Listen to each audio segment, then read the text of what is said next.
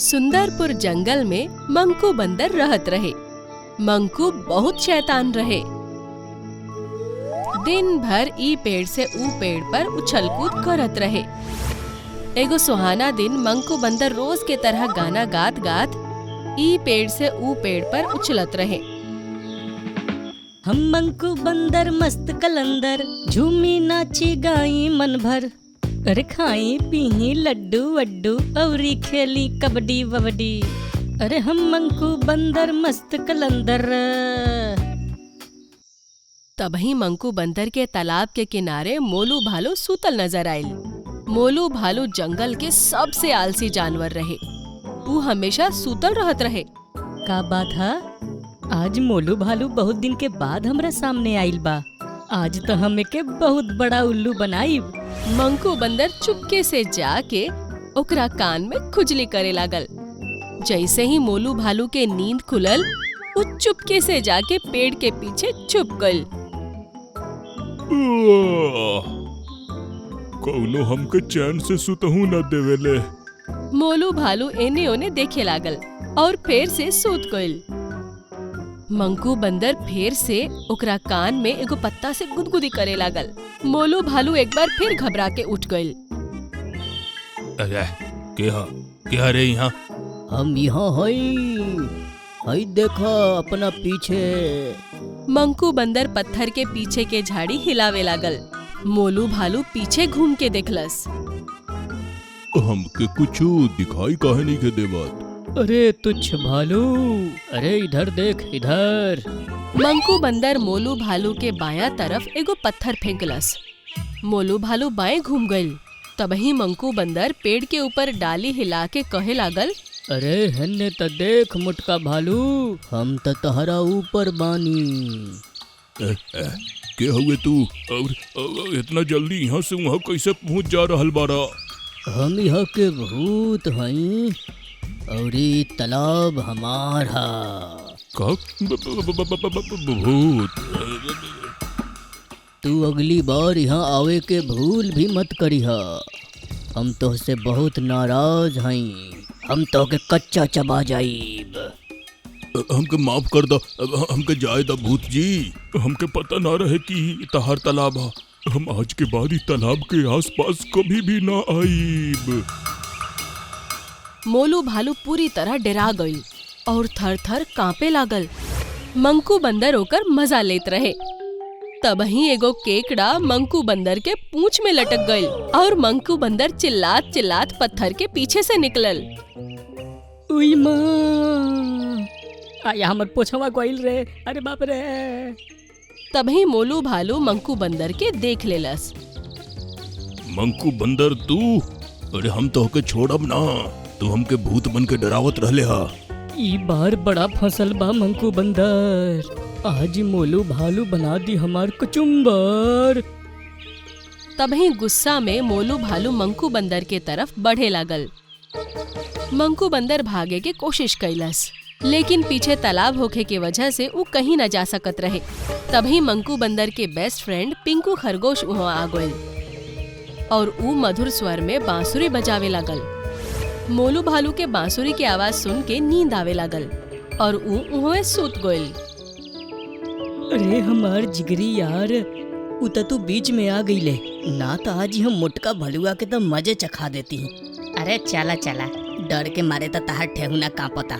हई अपन स्मार्टनेस नु कहीं औरी देखाई हा। अरे कौनो से डरई है मत, हम हई नु। हम तो अभी देखबे कैनी हा। तोहरी सब शैतानी के वजह से एक दिन तूहू फंसबा और हमरो के फंसा देबा कहीं। मोलू भालू जग जाए ऐसे पहले निकला यहाँ से जल्दी।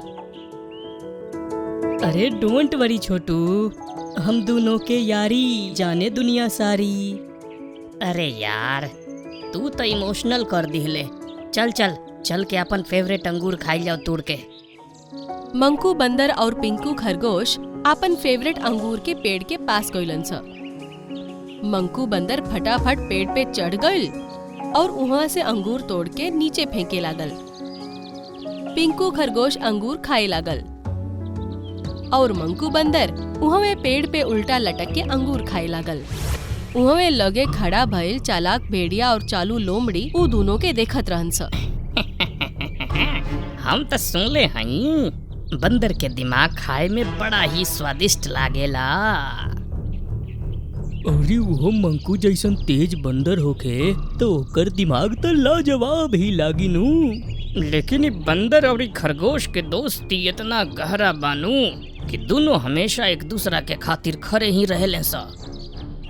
काहे कि आज तक एकनी के पाला चालाक लोमड़ी से नइखे पड़ल। एक बार जे बानरी हमनी के शिकंजा में आ गईल तई खरगोश के तो हमनी के कहियो नाश्ता बना ले हब जा। हाँ हाँ सही कहला तू हो। चालाक लोमड़ी और चालू भेड़िया के नजर मंकू बंदर और पिंकू खरगोश पे रहे। ई बात से अनजान मंकू बंदर और पिंकू खरगोश मजे से अंगूर खात रहन स। तभी चालू लोमड़ी आपन आवाज बदल के मदद के खातिर चिल्लाए लागल। बचावा बचावा, कोई तो हमार मदद करा। लागता कोई मुसीबत में फंस गईल बा।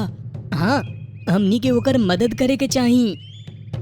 मंकू बंदर फटाफट पेड़ पे छलांग लगा के जाए लागल। लेकिन तभी पिंकू खरगोश गीली मिट्टी में भेड़िया के पैर के निशान देख लेलस और उ समझ गईल कि ई कौनो चाल बा। जरूर कौनो के चाल बा हमनी के फंसावे के। हमरा मंकू बंदर के सतर्क करे के पड़ी। मंकू बंदर जैसे ही आगे बढ़ल तो पेड़ के टहनी टूट गईल और उ दलदल में जा गिरल। अब नु आईली बानर हमनी के शिकंजा में। अब मजा से हमनी के एकरा के खाइब जा, फिर खूब आराम फरमाइब जा। ओह तई सब तू दोनों के चाल रहल। चालू लोमड़ी और चालाक भेड़िया मंकू पे हमला करे ही जात रहन स के पीछे से शेर के दहाड़े के आवाज आवे लागल।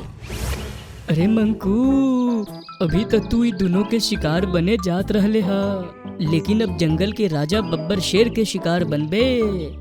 अरे भाग यहाँ से, नातई बब्बर शेर ही हमनी के शिकार बना डाली। हाँ हाँ जल्दी भागा। तभी एगो पेड़ के खोखल से पिंकू खरगोश बाहर आइल। अच्छा तो शेर तू रहले हा। हमरा त लागत रहल हा कि आज हम सच में शेर के डिनर बन जाइब। कैसन लागल हमार एक्टिंग? एकदम गर्दा रहे। अरे जब तक हम तोहरा साथे हई तोहके कुछ भी ना होके देहब हमार दोस्त। हमनी के यारी जाने दुनिया सारी। पिंकू खरगोश मंकू बंदर के दलदल से निकले में ओकर मदद कैलस। हम तो पूरा कीचड़ से भर गई नी। चला हमनी के दोनों नदी के किनारे जाके नहाइल जाओ। दोनों नाचत गात नदी के किनारे गइलन स और एक दूसरा पे पानी उछाल उछाल के खूब नहिलन स और साथ में गाना भी गइलन स। ई मंकू बंदर मस्त कलंदर और पिंकू खरगोश रहे अपना बिल के अंदर।